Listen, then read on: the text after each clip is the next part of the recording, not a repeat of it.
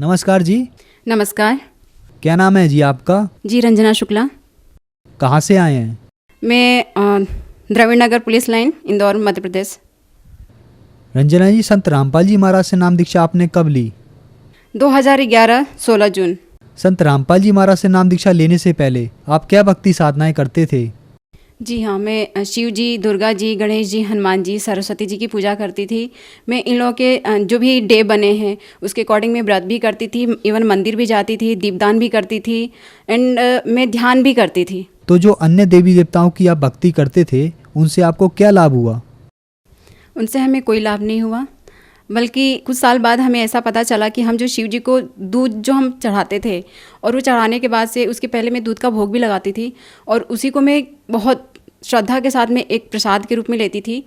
और उसी से धीरे धीरे 2-2.5 साल बाद मुझे एक टीबी का उस दूध से, मतलब ऐसे डॉक्टर ने बताया कि आपको ये टीबी जो हुई है, हम जो टीबी के पेशेंट हैं, तो टीबी आप क्या पहले कच्चा दूध लेते थे? तो मैंने कहा हाँ, मैं कच्चा दूध लेती थी। तो बोले उसमें जो बैक्टीरिया होता है उसकी वजह से आपको ये टीबी का रूप धारण कर लिया है। मेरा 2008-9 में स्टेनो में एडमिशन लिया और उसमें मैंने नाम नहीं लिया था और मेरे ब्रदर ने मेरे से चैलेंज किया कि तुम्हारा मैं एडमिशन करा रहा हूँ और तुमको फर्स्ट टाइम में ही क्लियर करना है।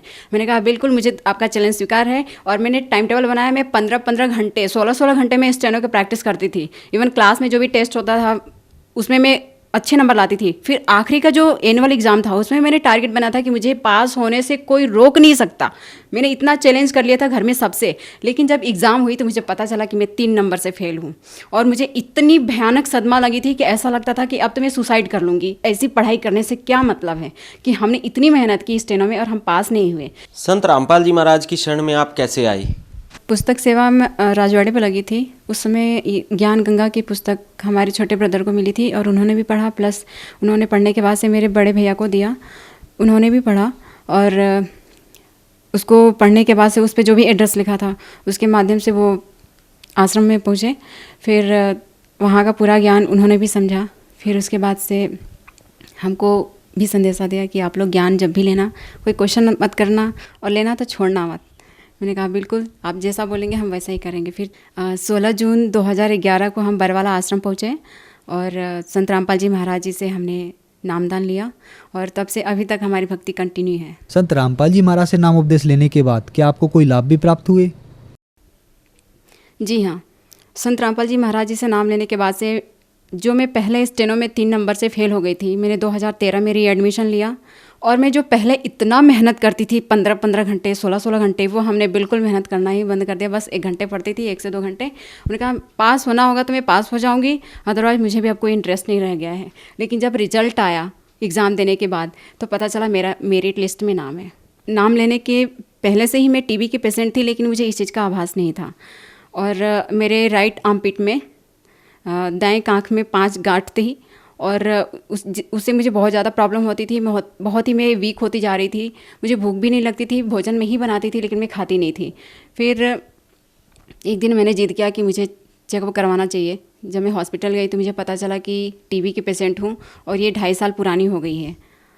तो फिर डॉक्टर ने कहा कि तुम आज से और अभी से ट्रीटमेंट कराना शुरू कर दो। मैंने कहा ठीक है, कराऊंगी, लेकिन मैं गुरुजी के दर्शन करने के बाद से। तो उन्होंने कहा कितना टाइम लगेगा तुमको वहाँ से आने के बाद? मैंने कहा 1 सप्ताह का टाइम लगेगा। बोले ठीक है। उन्होंने इंजेक्शन तो लगा दिया था कि पता चले कि टीबी है तो कितनी है।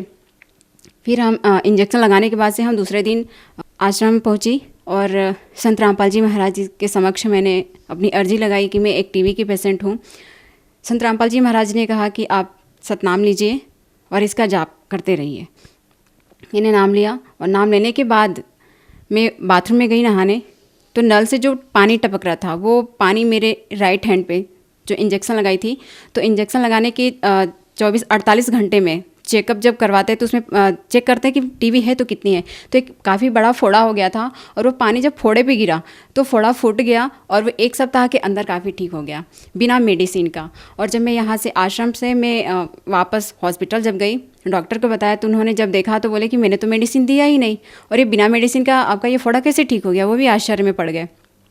फिर जो खर्चा 3-4 लाख का था और 3-4 साल में जो टीबी की ठीक होती, वो संत रामपाल जी महाराज जी से नाम लेने के बाद वो टीबी 1 साल में और 30-35 हज़ार के अंदर ही ठीक हो गई।